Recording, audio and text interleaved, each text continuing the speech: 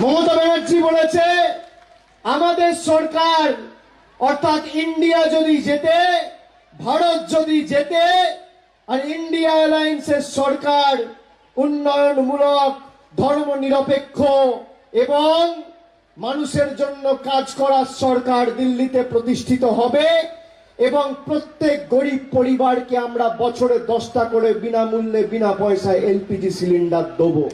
আমরা আমাদের ইস্তাহারে প্রকাশ করেছি।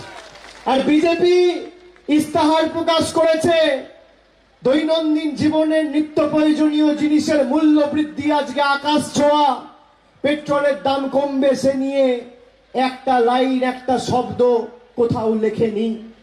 কর্মসংস্থান নিয়ে, বেকারত্ব নিয়ে, মানুষের জনমুখী প্রকল্পগুলো কিভাবে মানুষ পাবে তা নিয়ে কোনো লাইন, এক লাইন বা একটা শব্দ তারা কোথাও ব্যয় করেনি পুরো ইস্তাহারে।